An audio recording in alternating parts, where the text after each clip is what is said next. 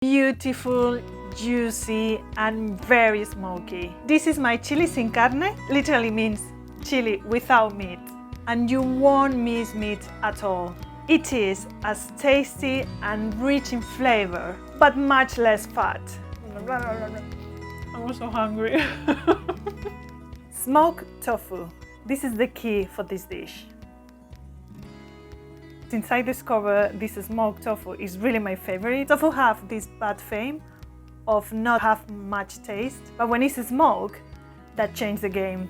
The smokiness of the tofu gives this kind of meaty flavor. The way to mince the tofu is really easy.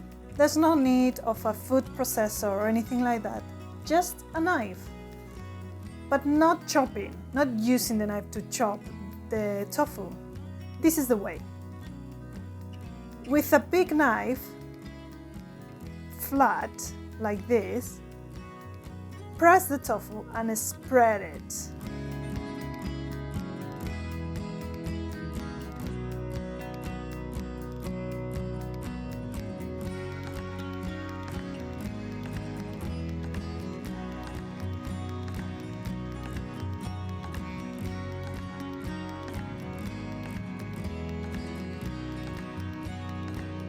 And voila, you get a lovely minced tofu.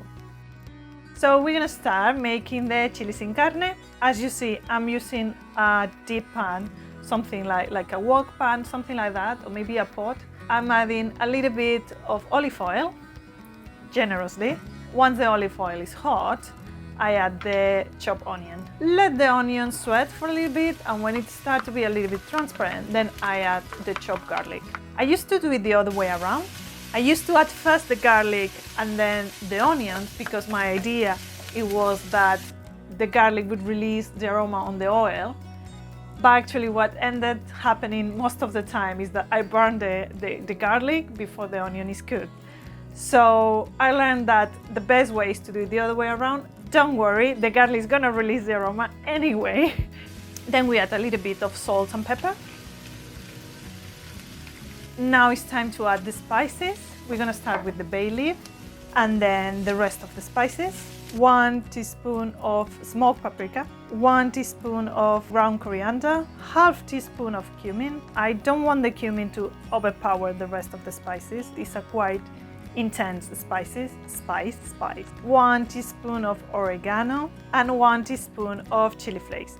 I'm going all brave here. I'm gonna do 1 teaspoon. You can use half a spoon or a quarter or none if you prefer.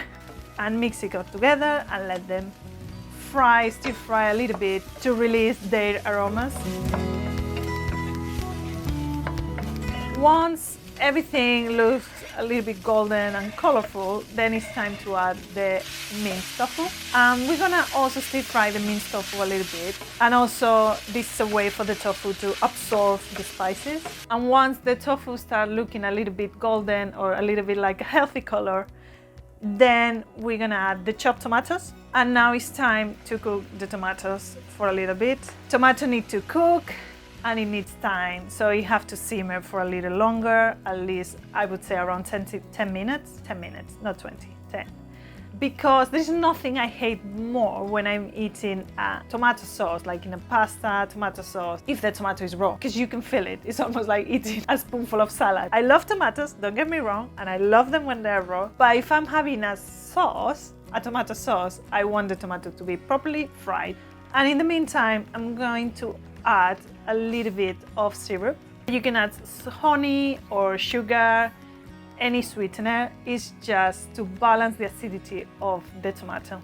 And once the tomato tastes like it's cooked, it's time to add the beans. You can also use pinto beans. They are also fantastic for this chili sin carne, but in this case I'm just using these black beans.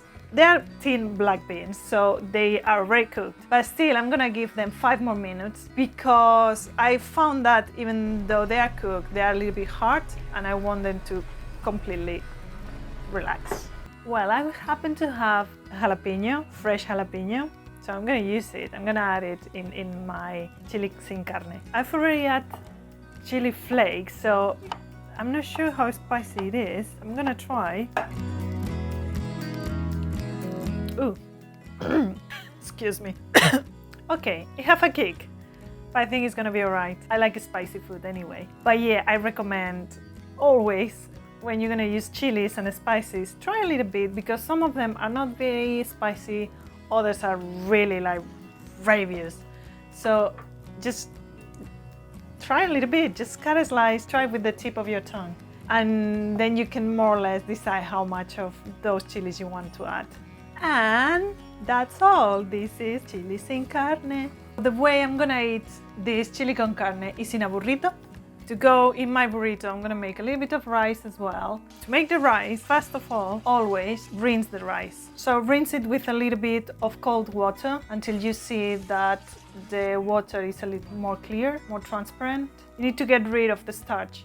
That's a way to get a loose and fluffy rice. Just put water above the rice, just like about a finger or an inch.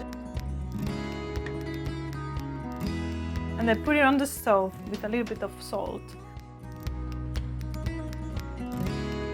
Once it starts boiling, turn down the heat to the minimum and leave it simmering with the lid on for about 15 minutes. Turn on the stove completely, don't leave the lid. Just leave it resting for about other 10 or 15 minutes. Then you get a perfect rice, always. In this case is rice with lemon and coriander. I'm just using tortilla wraps that I bought in the supermarket. I'm sorry, I didn't make them myself. It's fine, you know. I prefer the ones with corn flour, but you can buy it with flour. It's up to you. I like this one, the corn flour one. My tortilla wrap, a layer of rice, a layer of my fantastic chili sin carne, a little bit of lettuce on top, and my guacamole with avocado. Yes, this is happening. After reading about how bad is the consume of avocados around the world and that it's not very sustainable as avocados need a lot of water, they only grow in warm weather. In order to have it everywhere around the world, they need to travel a lot, emitting a lot of CO2. That's not good. So I'm trying to find a way to have my wok without avocados, and I found a way using broad beans. I'm gonna add another video with specifically this recipe. So yeah, this is my burrito. You can also have a naked burrito, so without the tortilla, just a bowl of rice with this lovely, beautiful chili sin carne and a little bit of lettuce, a little bit of guac, and maybe some cheese. It's up to you, whatever you want to add. Just feel free, go crazy.